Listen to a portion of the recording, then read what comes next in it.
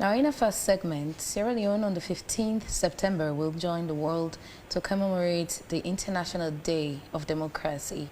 The day provides an opportunity to review the state of democracy in the world. Democracy is as much a process as a goal, and only with the full participation and support of the international community, national governing bodies, civil society, and individuals. And this year, the theme is ensuring effective governance of AI at all levels. This year's theme focuses on the importance of artificial intelligence as a tool for good governance. So this morning, to discuss the day and evaluate Sierra Leone's democracy, we have Reverend Jibril Akabo, who's the Director of Communications at National Commission for Democracy. Good morning and welcome, Reverend. Good morning and thanks for hosting me. And definitely we'll be expecting Dr. Charles Silva, who's making his way here now to the studio. Over to you, Reverend. The theme for this year, now we're talking about AI in governance. I want to firstly ask to know, how would you firstly assess the democracy in country? Once again, thank you for the opportunity to be part of the conversation. It's a kind of a tall order to assess democracy, but we always look at the criteria that you consider for evaluation. And lately, because we are working with International IDEA, we are also adopting their framework in terms of the assessment that we do. And by the way, this year also we are doing a national survey on the state of our democracy. So work in that direction is in progress. But let's identify the basic criteria that they are using and which we are also going to use to assess our democracy. Number one, we look at representative government. And when that is considered, you want to know how elected representatives or the representatives of people are elected and how they occupy office. Of course, starting from the president, members of parliament, mayors, chairmen of councils, councillors, etc. How they are elected, that is so paramount for our democracy. And when that is considered, especially for the Second Republic, we can put a tick across and say, for about 6 times now, we've gone to the polls. In other words, consecutively, we take time out at regular intervals of 5 years to go to the polls and elect our leaders. When you look at democracy from that perspective, you can say, as far as electoral democracy is concerned, Sierra Leone is doing well. Well, even though after the last presidential and general elections, we had some kind of governance each, but we were able to resolve that by way of the Bintumani arrangement and the resulting tripartite committee with a report being out now. So, but looking at it from that perspective, we can talk about democracy as almost a done deal. But then you also bring in another element which talks about human rights. That is a different kettle of fish altogether in terms of what it entails and how we fared over the years.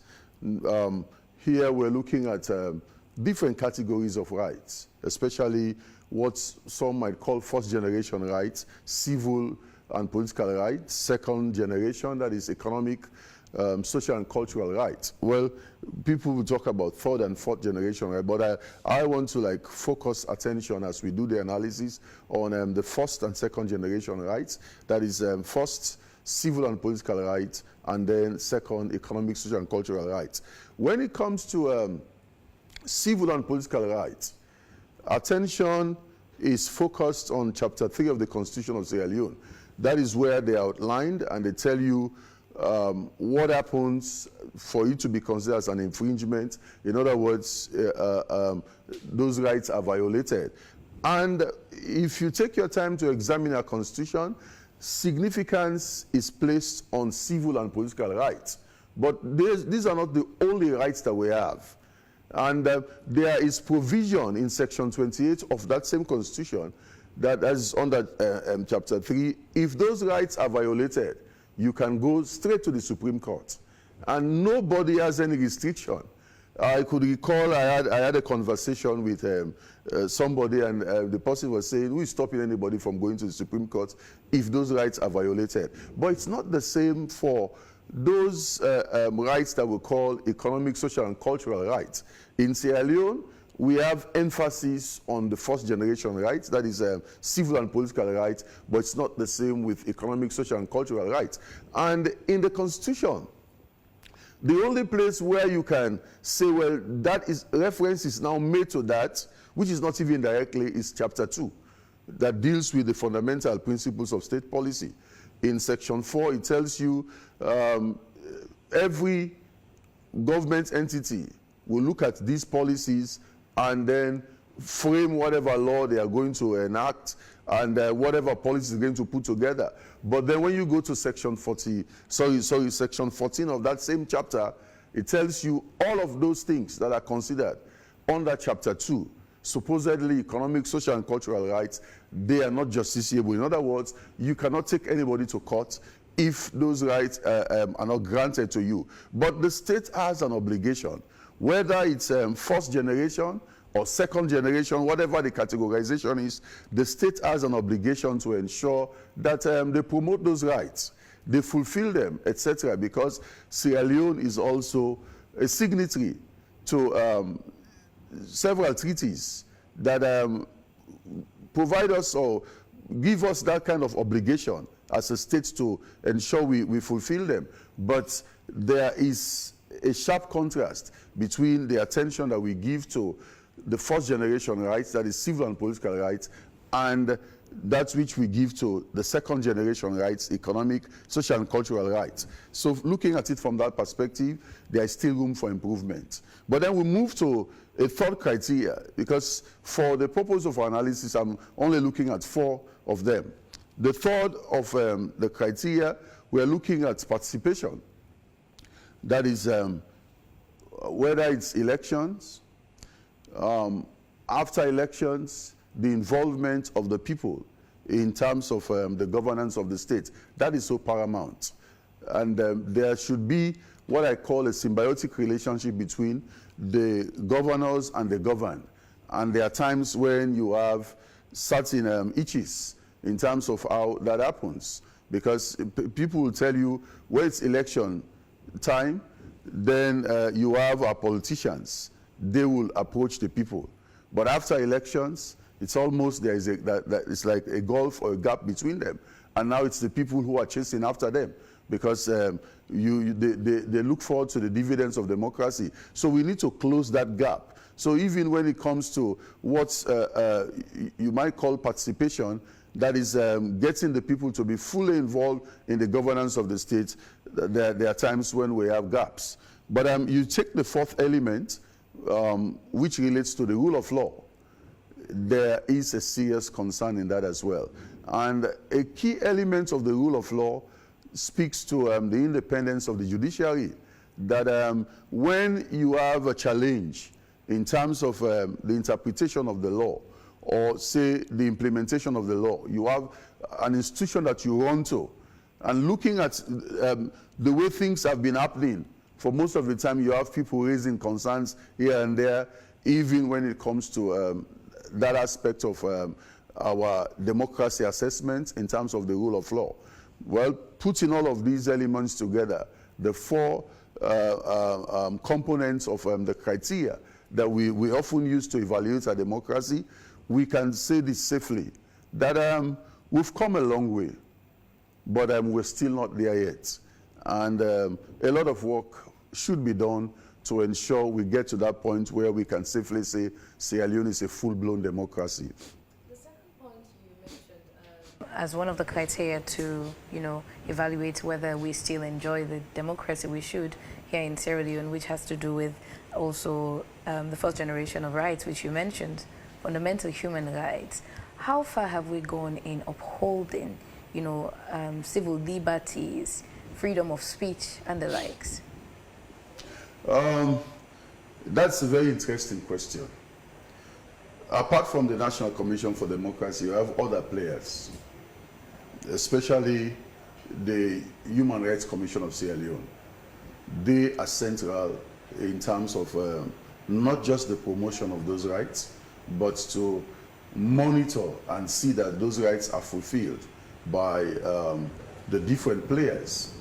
That is not to say that we are not challenged, because every now and then we have concerns about people not being allowed to do public procession or to protest, especially if the protest is one that is directed against government.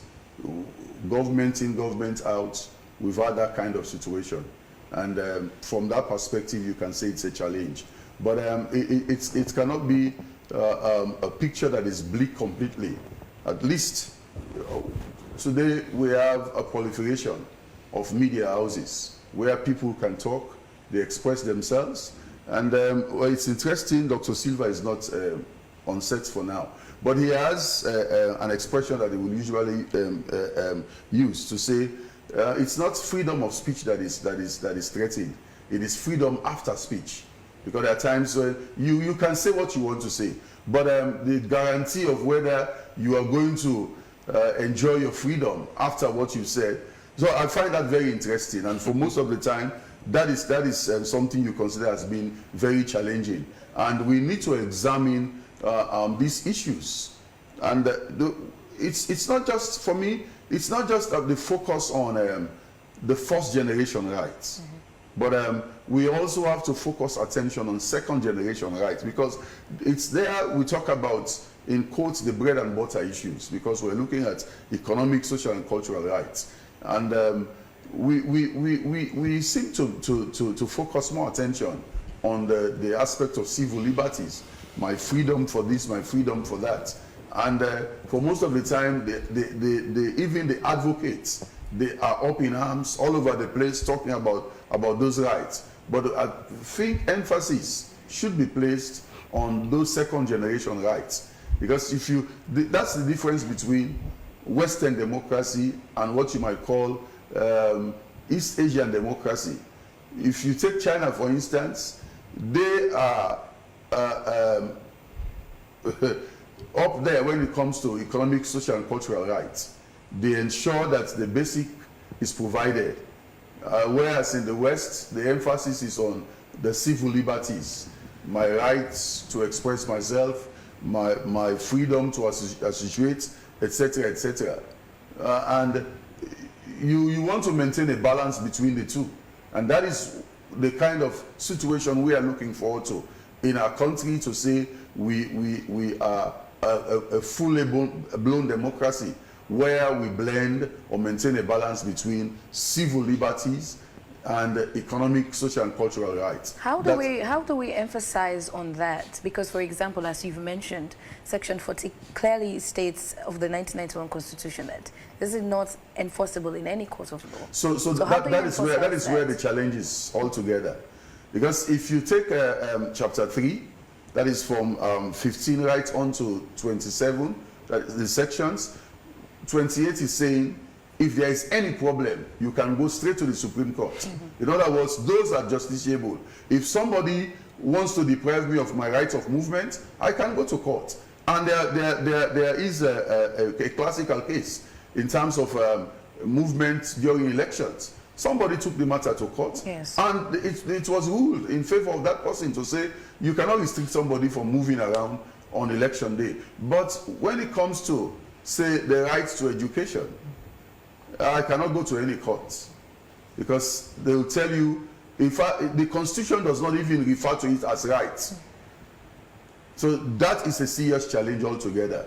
We need, as we talk about reviewing the Constitution, that is something we should focus on, because every right is as important as any other right. We in terms of their characteristics, we say rights are indivisible. We cannot divide them to say, okay, this takes a more valuable position than the other. All of them are considered as very, very important. So we must revisit the Constitution and do what will ensure that all of the rights are on the same pedestal.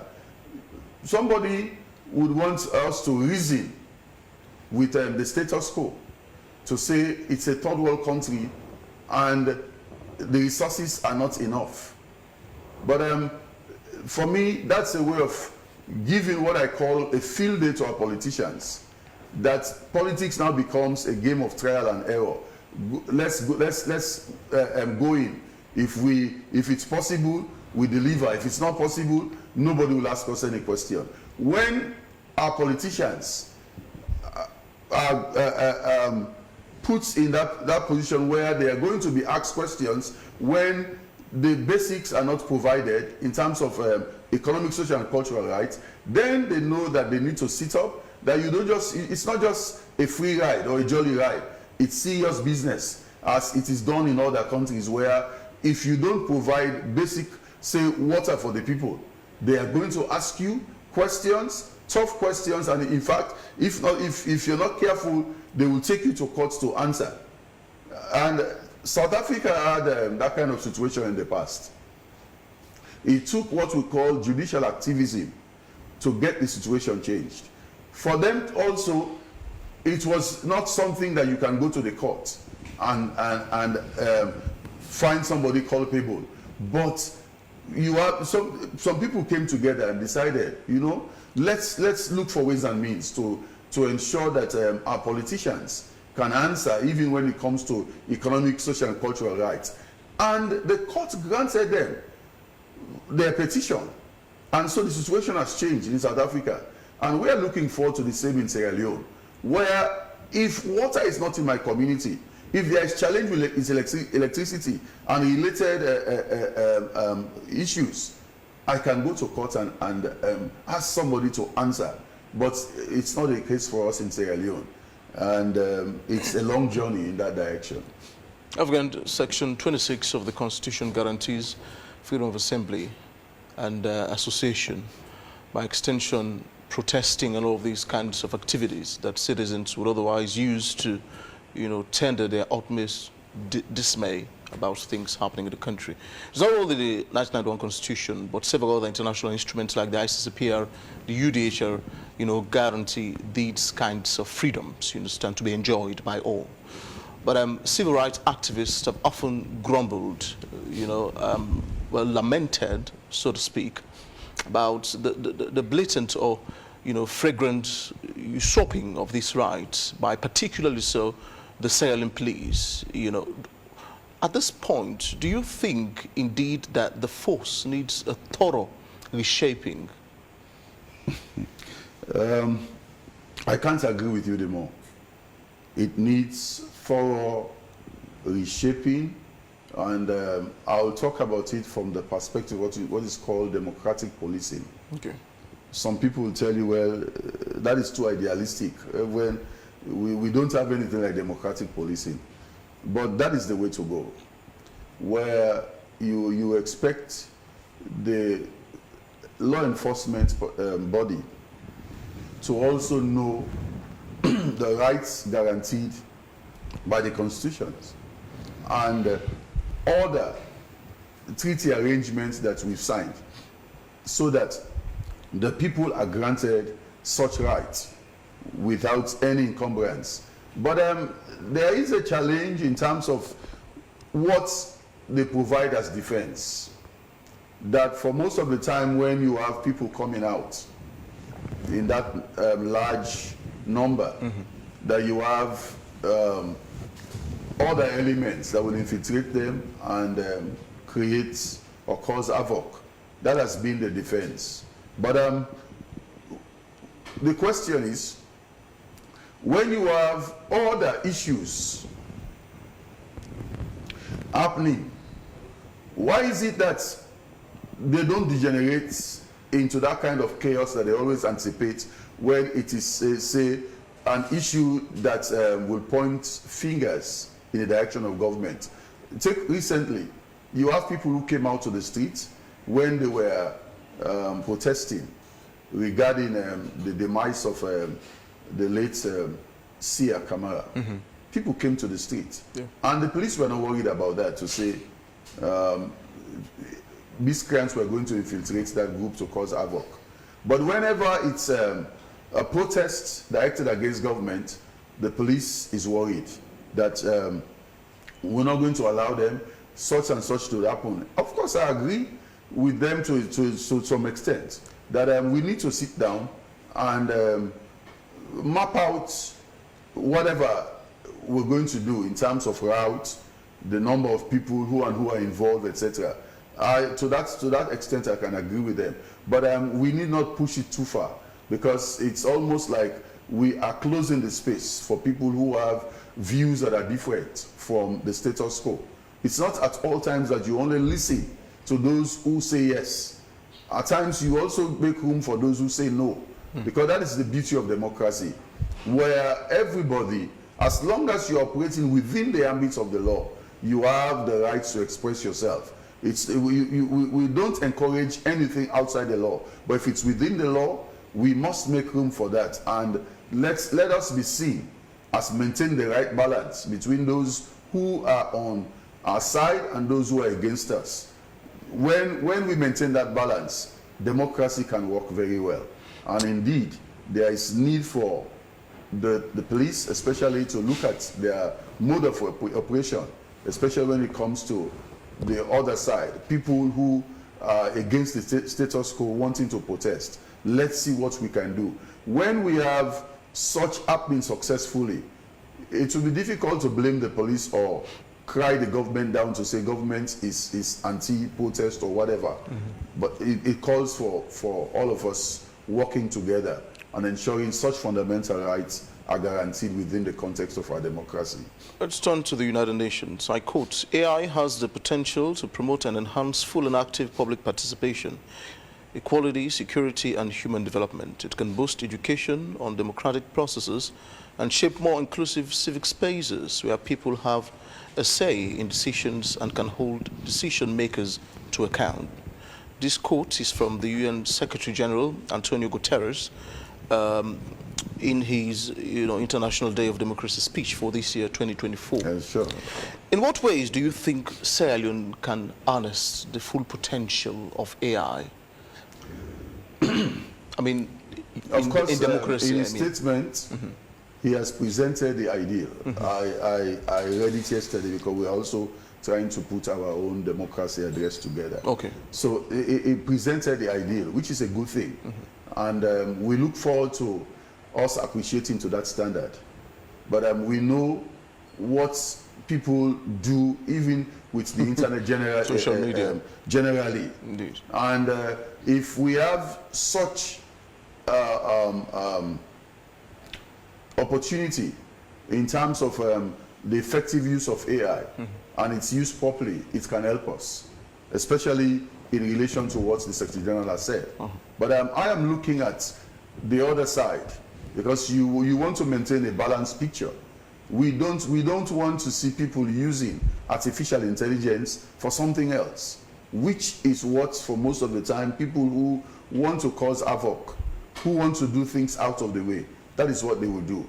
And I want to use this opportunity to appeal to all of us, because this is accessible to all.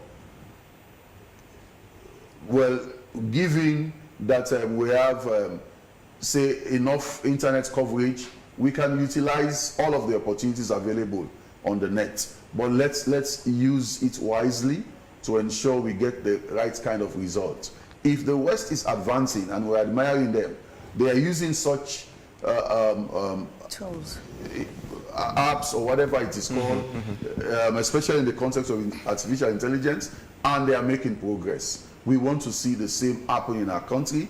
Let us not use it differently, but let's follow standard practice and ensure it benefits us in all of these areas: education, whether it's about gaming or developing something that will ensure we make progress. Let's work in that particular direction. Just to follow up to that, a lot of people have blatantly criticized the Cybersecurity Act, the recent one, that it's being seriously harsh, particularly so. A lot of people have argued that it restricts freedom of speech, particularly online. A lot of people are being chased, harassed, and intimidated now with the law. You know, we must not forget about the actual objective of that law. Journalists and those who are interested in the field were clamoring for a repeal of Part 5. Yeah. And I followed the conversation. There was a time when somebody said, you're asking us to do this repeal, but what we're going to replace it with, you might not like it. And that is the experience now. You don't want to grudgingly repeal a law and then replace it with another law that might be more draconian. And that is what we're experiencing now. You know, the circumstances are changing. Before now, the focus was on paper-based journalism. Now we know most of it is shifting towards internet-based journalism, where you can even talk about people journalism. And so policymakers are aware of that shift or that change.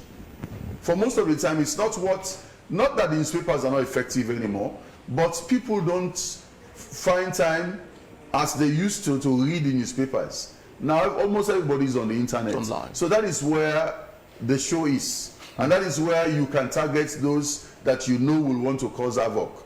And thus, what we have.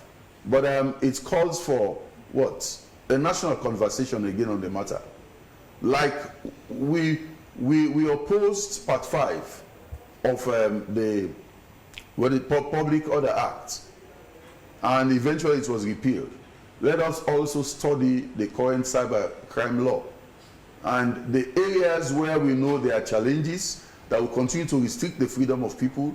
Let's also raise those things up and get them repealed, as it were.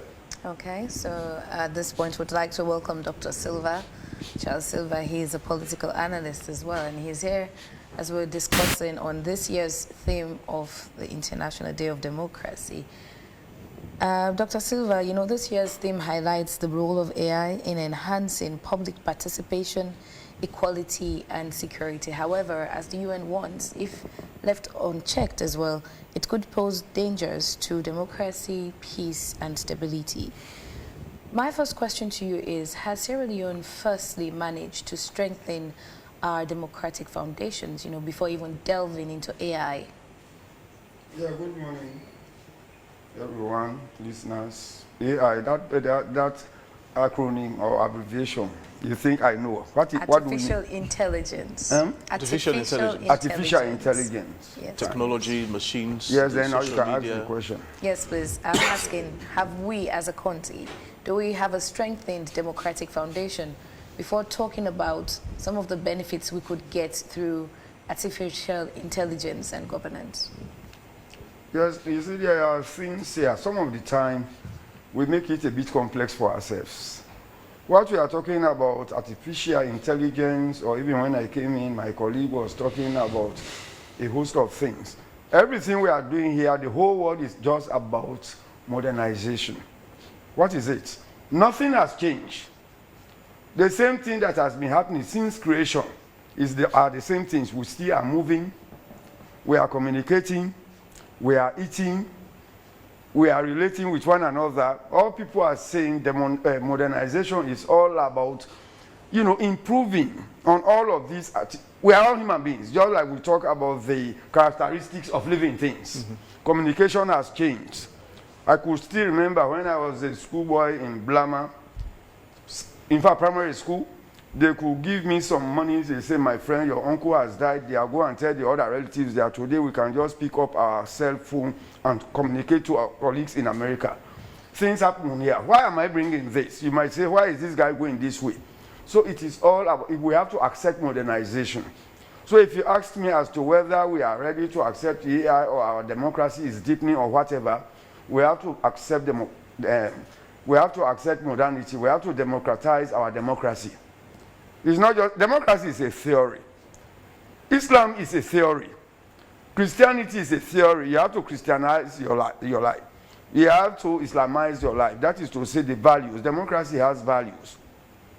The same things I will insult other people for, some other person can say the same things without insulting. So that is just what we are saying. I think we are ready. We are making efforts. The reason why we are not realizing our effort is because now we are comparing. If we say Sierra Leone is backward because we are thinking of Nigeria or elsewhere. So all we can do is that, because the ultimate goal of every democratic society or democratic regime is to really consolidate the democracy. That is to say, no matter how angry you may be, no matter the situation, no matter who you are dealing with, you go through due process. For you people in the media, Sierra Leone has copied from other countries. They may have their own name, but here we see we have the IMC. The IMC is there to regulate and sanitize the activities and operations of the media, just that. Once you comply with what the IMC is doing, the strength of the IMC depends on you. You have slack, it depends on you.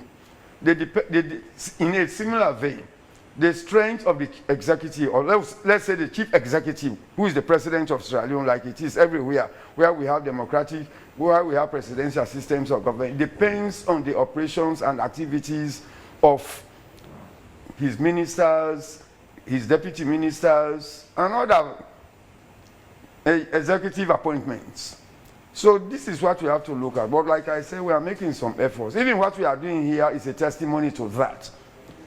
David went to my house, picked me up just because he thinks I have something to offer, and I'm here to offer just that. But we are making progress.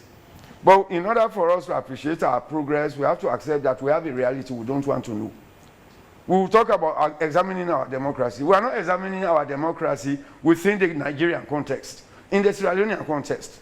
A democracy where the country is shut down almost every month, particularly in this first term. I'm talking about from 2023 up to this moment. Almost every month we either have shutdowns, and when we talk about shutting down a country, we are shutting down all economic activities, we are shutting down schools, we are shutting down businesses. We have women and men downtown that live on the moment. What do I mean? They have to sell, permit me to use the word cookery, to survive for the day. They have to go to the shops, get somewhere, sell. That is where they get some proceeds to take care of their family. You are shutting down all of those people. Many a time when we do this thing, we think we are shutting down government, but we are shutting down even my humble self and all of us seated here. So these are some of the things. Why am I saying this? If we are talking about what democracy is, let us put it into context. Democracy, like even dictators, operate in an environment. When we had dictatorship in Sierra Leone from 1978 to 1996, all institutions in this country, including our schools, our military, our police, even our media, they were all dictatorial, because that was what was operating at that time. So if we are talking about a democracy, every aspect of our body politic, our environment, even our relationship have to be democratic. I go to places sometimes because people know me, some of them my colleagues, some of them former students, they will say, come to the front. I will say, what of these other people that have been there? So it is as simple as that. So as we speak, our democracy is moving, but we are battling. And some people will tell you, Sierra Leone is stagnated. We are not stagnated. Whilst we are fighting ourselves 11 years down the line, destroying and not producing anything, which we are shying away from. I was speaking to a white guy who is working for Caritas in our department. He was talking about those kinds of things. I said, there is one thing here. You guys, you other people, we are still reading. It is a call, probably call it, for instance, the American War of Independence. But the Sierra Leone Civil War is not a call, it's not even something we want to talk about. And perhaps some of you guys seated, even in this studio, we are not born, or you were very young to remember what actually obtained. Excuse me for language, and say, kill dog before dog, may know say die day. In our own situation, we are not killing dog before dog, but we want people to know that that was what we did, the older generation in this country, and these are the repercussions. If you do it today, yours could be worse. Because like Reverend was saying, this time around, nobody has monopoly over communication. The leverage ECOMOG, UNAMSI had in Sierra Leone during our crisis, they will not have it this time alone because other people have those same things. So that is what I will say as we move along, or perhaps you have other issues, we will move on. Yes, please. So how far have we come with, enhancing public participation or maybe increasing government accountability, access to information and the like, some of the benchmarks of, democracy? Yes, we are moving there, but mind you, when we talk about public participation, the public also have to make themselves available to participate. What is affecting public participation in Sierra Leone? Our elections, I don't know, wherever I find myself, anytime I have the opportunity, I say this, our elections don't end. By now, public participation should not be about APC, SLPP, NGC, or any political party. Public participation should now be focused on, for instance, let's say the big 5 changes. When former President Kumar came with Agenda for Prosperity, public participation did not focus on that, so we did not even realize that. We did not even identify what it's meant to prosper. So now we have the big 5 changes. That is the current, that is the flagship, that is what the current political administration is talking about. You are not going to discuss or participate in promoting the big 5 changes because you are SLPP. We have to participate and contribute to it either through questioning or by any other means because it affects us. Nobody will be against, if you ask even opposition or adversaries, everybody wants to see a Sierra Leone where everybody has rice in the bowl or something in the bowl. Everybody wants free health care. Everyone wants his or her child to become educated or to learn, to acquire skills. Because mind you, when you acquire a skill, that is where you sell to what? Our investors. But the problem we have is that we are not concerned about national development. We are concerned about who is promoting national development. As I speak to you, not even the people we call grassroots. Some of us who have been to school, we want the big 5 changes to fail. Simply because if the big 5 changes they are talking about, the president and his team and all of us are talking about, if it succeeds, that is a political capital for a political party. We have to change from that. We have still 3 years. Public participation at what level? We only participate in politics when the people say they are going out tomorrow. That is not a national issue. Mm-hmm. We have to draw the line between what is national and what is private. We don't need to like an administration. I'm using the word administration, not even government.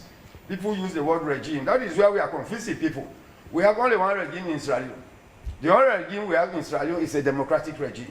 That is to say, we have to go by democratic principles and rules. But some people, even our highly educated people, will say, regime change. Regime change, I say we want to go back to dictatorship or to totalitarianism. So we confuse people. So if you are asking, democracy is an asset, but all of us have to put hands on board. If you destroy, already we are impoverished. You close Noboku, when you are in Webvex, it's all. Tomorrow, when situations subside, the resources you could use to pay fees, you are going to use those resources to replace those things you can't go without. So as we sit here, I appealed to 98, my appeal to you people as well. I think I made the same appeal. You people, you can control us, the media, because you provide us the forum. You have the forum. Provide us the forum. If you want to take the conversation off guard, stop me and say, hey, my friend Silva, that is not why we are here. Let us talk to those things that can take Sierra Leone to the next level. So if we really are examining our democracy, we have to ask ourselves, what are we really contributing? Are we only using democracy as an instrument to retain our offices, which is many a time, that is what we do in Africa. We only use it as an instrument. Somebody wants a company. Please accompany me to the beach. He or she is not taking you there because he or she wants to really entertain you, but company.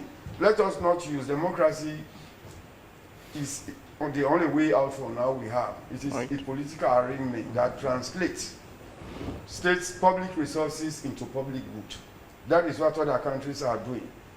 I was reading something, I was setting my, my course outline for next semester, and I looked at other schools, and one of the first things I saw there, the question was, it was a topic.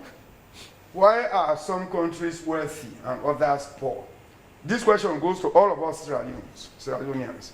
Why are the Ghanaians producing vehicles? Why should we be purchasing vehicles from Nigeria? Close to 300 million people, but they can do that. Let us have that question. Once we are able to address those questions objectively, perhaps that will give us the opportunity to adjust our attitude towards the state, not towards the government or towards the party.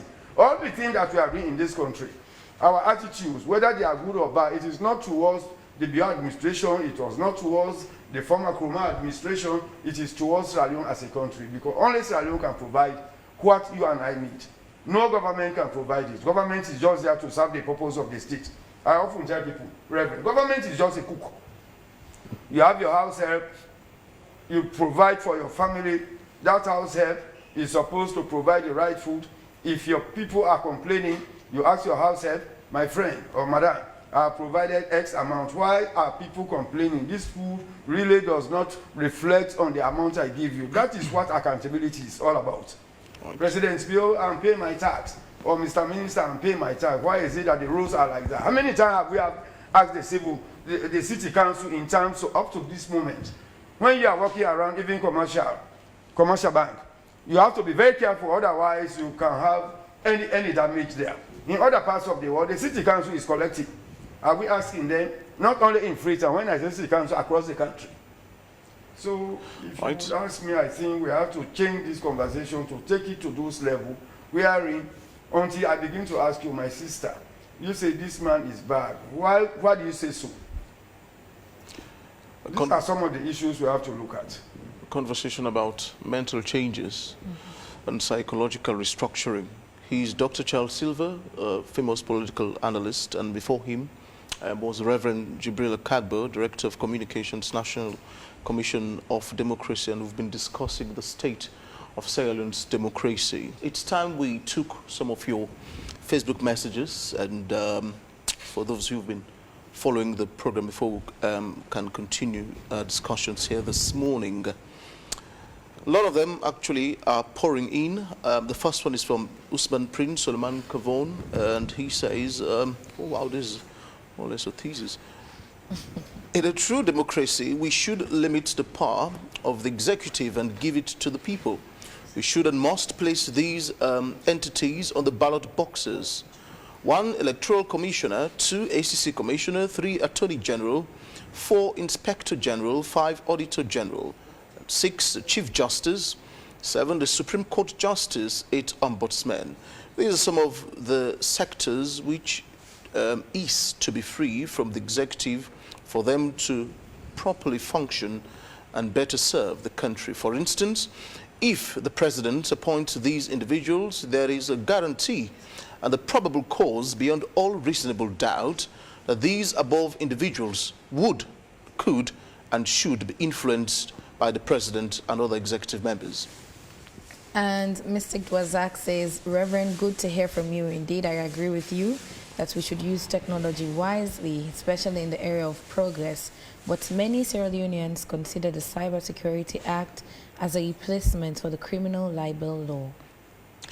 The same Prince Sulman Kavon says, our police should and must know the democratic rights of the citizens, carry out their duties and make arrests in consonance with the Constitution and nothing contrary. In the US and other first world countries, the police are independent and can only operate by the Constitution.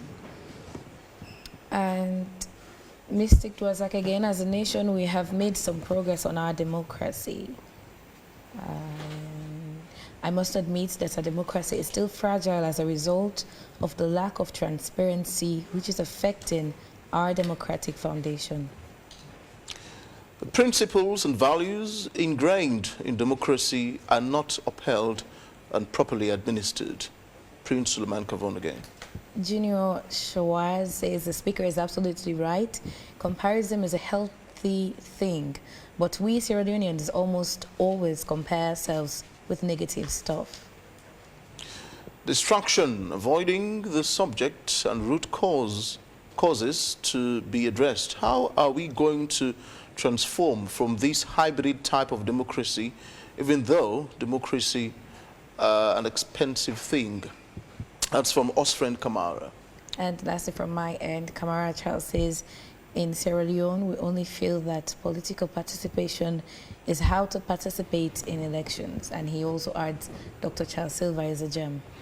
Well, these are a few of the messages, gentlemen, that we've received. Perhaps you should, I'll start with Reverend Jibrila Kagbo to give your responses to these. Let me say a big thank you to those who have sent in their text messages.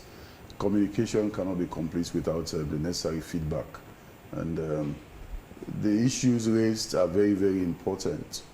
I think the first one considered different positions and how they are appointed. To depoliticize them. Yes, what we can do. Now, I am particularly concerned about, especially the office of the Attorney General, Minister of Justice. Let's work on separating the two. Let's have a politician who is the Minister of Justice, but let's have a professional lawyer who serves as Attorney General, because that is the way it operates in most countries. Somebody might talk about context, but we know that since we have experimented on this, we've been having one challenge or the other, and if you take your time to examine the number of times they've relieved our Attorney General, Minister of Justice, even for the past two regimes, you will know that that is the office where you have a lot of people being relieved in the shortest of time. Because you now, where do you draw the line between what is political and what is actually professional? So we need to help in that direction and separate the two offices. Over time, we've been making recommendations, but that is just one thing that whether it's APC or SLPP, nobody's ready to take that chance. Work has to be done on that, because the moment you employ a Minister of Justice and he has to be Attorney General, it is now difficult to now draw the line between what is political, because he wants to defend the position of the government that he's serving. And there are times when that position might even be contrary to what the law is actually saying. So you save the person that particular thing. If you want to be professional, you are going to lose your job in no time. We know the experience of Charles Magai. He was, I think, the shortest, the man who served in that office for the shortest of time. In no time he was released or relieved from that particular position, because his years of legal practice was what he wanted to bring into the office, and somebody said, no, you are actually a politician. And not that we are saying you, as a politician, you have to do what is wrong, but there are times when the exigency of the situation might require something. But professionally, you are going to hold on to a particular position and say, no matter what, it will not be changed for anybody. But that's not the way it is with politics, because there is some aspect of fluidity in it. And when it comes to, again, that aspect of how they are appointed, for most of the time, it's not different from the way they are appointed in other countries. For me, it's the integrity of the holders of those offices and the things that we've allowed over time. Even as a politician, well, whether your appointment is a political appointment, every office that you hold has a mandate. That mandate is statutory. You go to it, you follow it to the letter. And where there is room for discretion, it can be allowed, but not to the extent that it goes against the very foundation of the law established in that particular office. So we need to think about that. Right. An example will come to mind. In the West, America, for instance, though Dr. Silva is, from what he said, I should be cautioned in terms of the comparison. But we take best practice and we look at it to examine or evaluate our situation. You have Supreme Court judges that are say recruited or appointed by a particular president. But when it comes to the issues, they are not going to support that particular issue if they know it's contrary to the law because it's coming from the president who appointed them. No. We've seen several examples over time. And I look forward to that situation in our country where we can live up to that expectation that regardless of who appointed you, if this thing is a challenge, we need to speak to it. And there is something I think I need to bring into this conversation. I know it's a delicate matter, but I should bring it in. We have a situation where, if you look at the Constitution, especially when you go to Section 137, it talks about how to relieve the Chief Justice of his position. Or we have a situation currently where the substantive Chief Justice is on leave, which is unheard of. And there is somebody who is acting in that capacity. The normal route is, if you are to relieve the substantive Chief Justice of his position, it takes the route of a petition. And if there's a petition, the president will now say, well, because we are looking into something that requires XYZ, I ask that you stay away. And then a tribunal will now look into the situation and then make necessary recommendations. And the recommendations are not going to be accepted until Parliament works on that in terms of voting to say you are going to stay or we are relieving you. But we have a situation in the country where none of that is happening. And it appears as if nobody knows what is going on. But the substantive Chief Justice is on leave.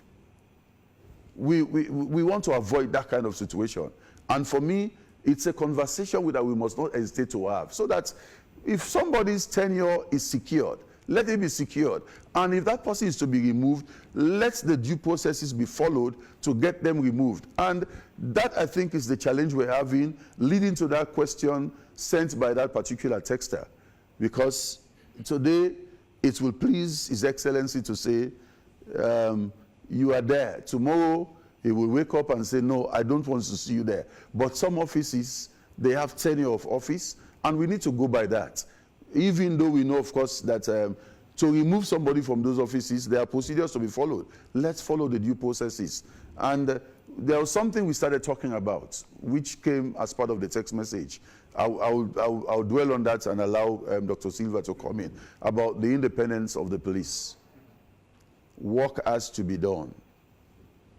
Of course, somebody will say, if you look at the Constitution again, there is a police council that is headed by the vice president, and especially for certain ranks, when it comes to appointment, that council is pivotal in whoever is going to be recommended, and people are scared. But in a country where the rule of law is sacrosanct and we follow due processes, nobody is expected to be afraid because of this person that is in charge. If you are doing what is right, it does not matter who is in charge. At the end of the day, when the right thing is done, everybody is going to be on the side that we call a side that is safe, or the safer side. All of us should work together. It's about my conscience, it's about your conscience. Again, it's also about the law, and it's about the people and what posterity will say to us when we have gone. Because let's don't forget, this very generation is going to be evaluated by the upcoming generation. What we do today will determine how that evaluation will go. So, as you occupy that particular office, remember that it's not just for this generation. The next generation will also evaluate you. What will be the assessment of posterity in terms of what you are doing? Yes, sir. Very interesting thing. I was just taking a few key points. Somebody is talking about the fragility of our democracy. That was the kind of insinuation. They will talk about appointments of very senior officials ranging from the judiciary, the police, and so. We know why the emphasis is on. Nobody is talking about what the journalists are doing. Nobody is talking about what lecturers are doing or the paramount chiefs and what have you, because of their critical position. Now, there is also this issue about drawing the point of distinction between what is political and what is professional. These are very salient questions because we need to be looking at some of these things. So to me, if I look about the fragility of our democracy, that should not be the question any longer. What do we do to actually strengthen and consolidate our democracy? And there is this issue, Reverend was talking about me saying that we have to be careful about comparison. The reason here is that America has practiced democracy for the past 200 years. Donald Trump has been all over the place, but he's living in a democratic society. Democracy has taken precedence over his ambition and everything else. Now the Americans are not talking about Republicans or Democrats. They are campaigning, but they are talking about sustaining and maintaining the integrity of America as a country. We were thinking that by now Donald Trump could be in jail, but they have an integrity of a country. So every countries behave on the international scene. I used to tell people, countries behave like individuals. As I sit here, I'm representing my wife, my children, my friends. So Sierra Leone also, when we are talking within the context of we being part of a global community. Some of the issues that are becoming topical in Sierra Leone are not topics perhaps in Ghana or in Liberia. We begin to ask ourselves, President Oponwea, former president of Liberia, he looked at the polls. He may have learned from Sierra Leone, from our own situation. He says, my friend, whether we do this thing for the next 1 year, we are not going to catch up with this man. He backed out. He did that in the best interest of Liberia. And they will not appreciate him now. They are not going to even benefit from it. But that has made Liberia a very big example on the continent of Africa and the world across.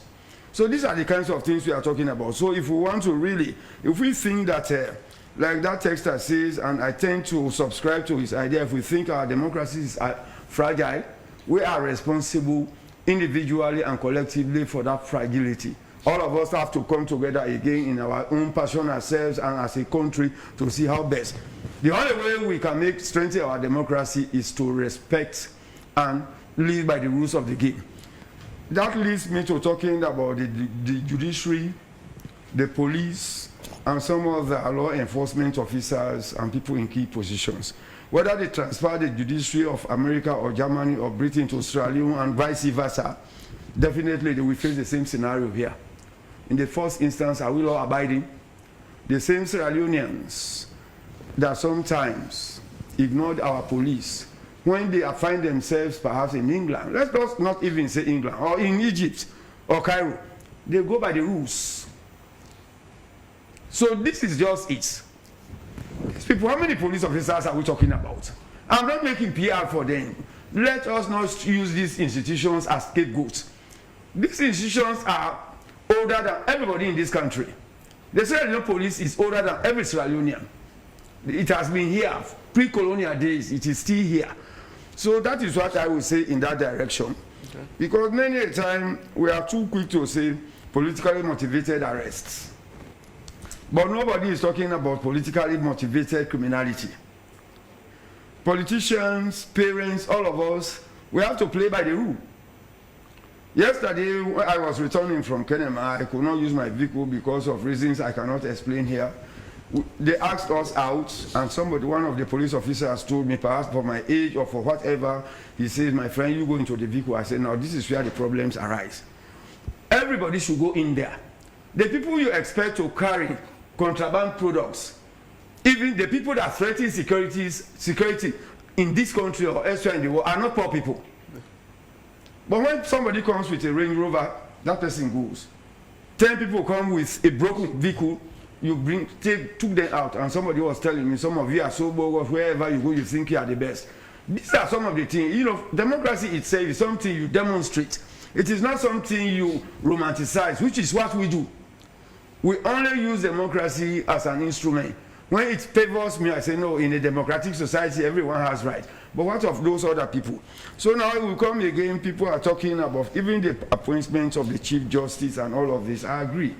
That is why countries have the onus, we have the leverage as a country to revisit our constitution. The constitution is not rocket science. Reverend was talking about cyber laws or the cyber security that has just, that is a new phenomenon.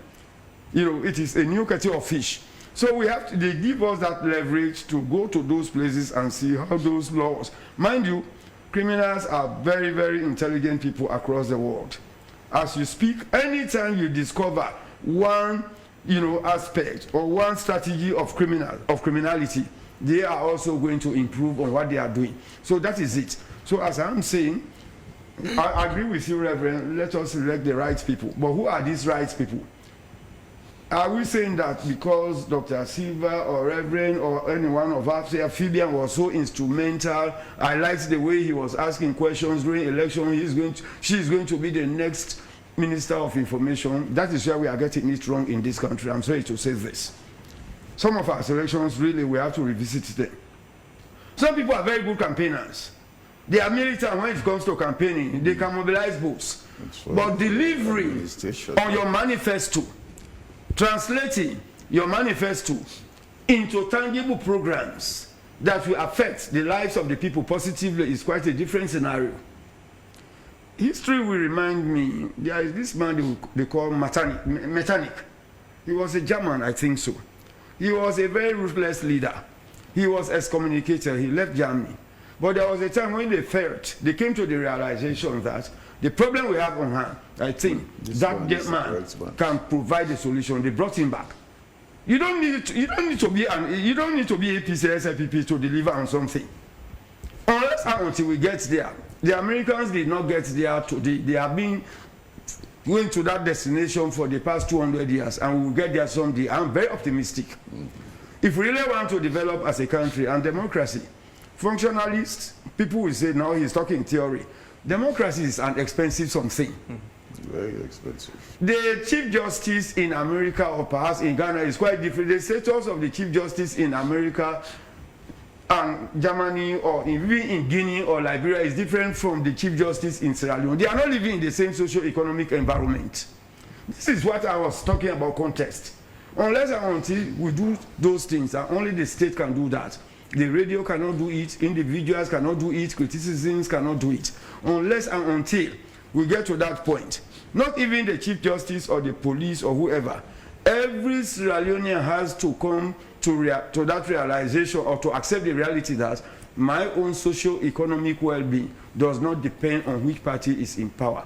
The problem we have as a country is that many of us, particularly the elite, not even the wheelbarrow pushers or the market women, for them, all they believe in, I sell my paper, I go to my house, I provide food for my children. But for many of us, even when we occupy these podiums, our contributions, our arguments are distorted by our focus on appointments. And that is not to say I do not, or Reverend, we all want appointments.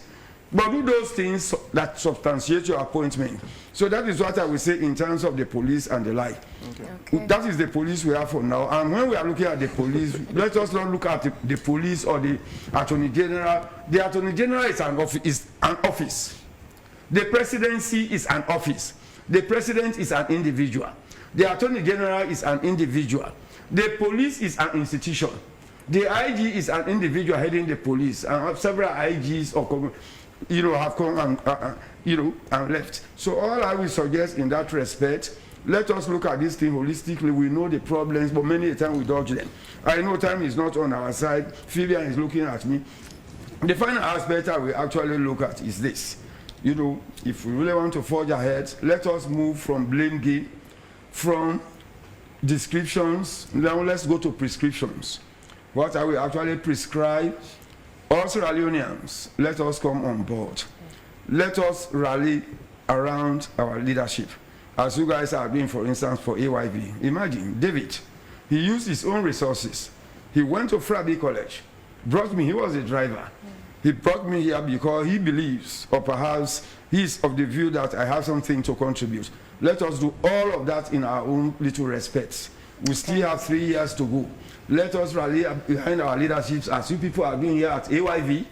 You are doing a host of things. I'm not here to praise you, but I'm saying it with my own eyes.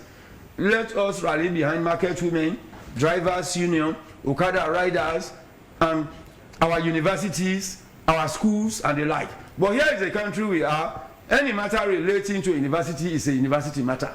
Any matter relating to the media is a media matter. And that cuts across the board. I don't think that is how Sierra Leone is going. When we look at the campaign that is ongoing in America, the woman, the current vice president that is now the candidate, she was attorney general. She was a state prosecutor. Yeah. That is what is using as her own flag. She's now using her stewardship in those offices. So for you, Mr. IG, attorney generals, or whatever you are, there will come a time when your stewardship becomes the major question. That is what she's now using. How did you do it? So today, tomorrow, you will use your own stewardship in this studio as AYV workers, perhaps to even vie for higher highs, not only in Sierra Leone or elsewhere. So to me, Reverend, and the rest of us listening, these discussions, we have been on it since creation. It is not taking anywhere. What do we need to do? That should be the debate now. What do we need to do to ensure the independence of the police? To ensure the independence of the judiciary? Nobody can singularly answer that question. We have to answer that question collectively as a country. Perhaps let me stop there, because the way Pibia is looking at me, she's a bit... It's okay. Thank you very much, Yeah. Dr. Charles Silva, and of course, Reverend Jibrila Kabo. And you know, it's a call to responsibility for each and every one of us, and we do appreciate your time here. And we want to also say thank you to David Remy Wilson, our producer, you know, who is slowly becoming our producer driver extraordinaire. now, you know. Definitely. Well, we'll go for a short break, and when we come back, we'll continue with the rest of the program.